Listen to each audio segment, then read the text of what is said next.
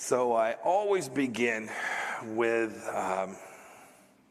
a deep understanding that no Secretary of State gets through their first day without recognizing it's a tough world out there. We don't appreciate how glorious it is to be here in the United States of America on a consistent enough basis and with enough fervor. Maybe you do here at Texas A&M, but I think too many Americans don't understand how blessed we are. There are many, many tough places out there.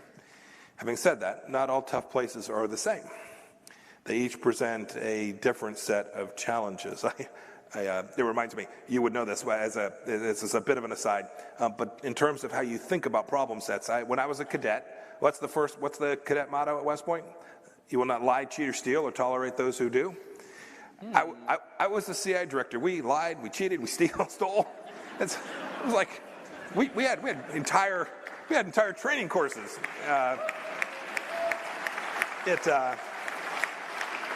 It reminds you of the glory of the American experiment. Provisions of Bill of Rights accepted from powers of government to forever remain inviolate.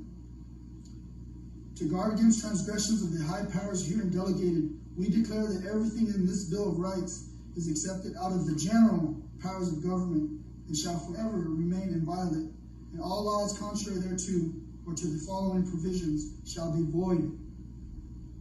First at 4, a Texas A&M San Antonio student is in jail, accused of threatening a bloodbath while stalking a professor. Eyewitness News reporter Roma Villavicencio joins us live from the campus. And Roma, how frightening.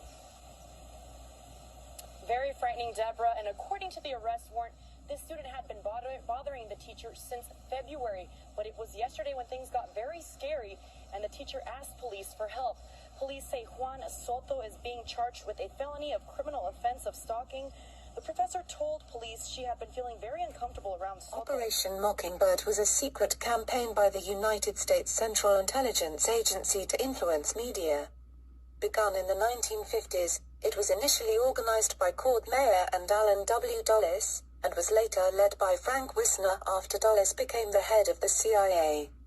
The organization recruited leading American journalists into a network to help present the CIA's views, and funded some student and cultural organizations and magazines as fronts. As it developed, it also worked to influence foreign media and political campaigns, in addition to activities by other operating units of the CIA. In addition to earlier exposure copyright of CIA activities in foreign affairs, in 1966, Ramparts magazine published an article revealing that the National Student Association was funded by the CIA. The United States Congress investigates... Welcome to The Lead. I'm Jake Tapper, and we start with breaking news in the money lead. Fears of another recession causing panic on Wall Street today. The Dow taking a dramatic tumble, ending the day down more than 700 points at the closing bell, 800 there on the chart right there. The huge slide was set off by one single warning, experts say, a specific economic indicator that has historically predicted oncoming recessions, a measure that flashed a red warning light for the first time since 2005. I want to go right to CNN's Christina Leschi at the New York Stock Exchange. And Christina, how bad was the damage today?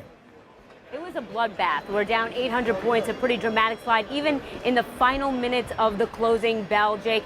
This is investors sending a very clear signal to President Trump. Gone into federal court to defend the freedom of speech on campuses in America, and this president signed an executive order directing federal agencies to tie research grants to the defense of the freedom of speech.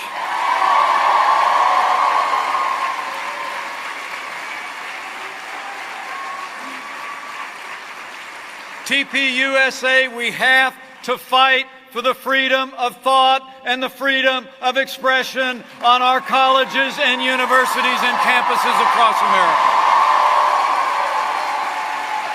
Got to stand up.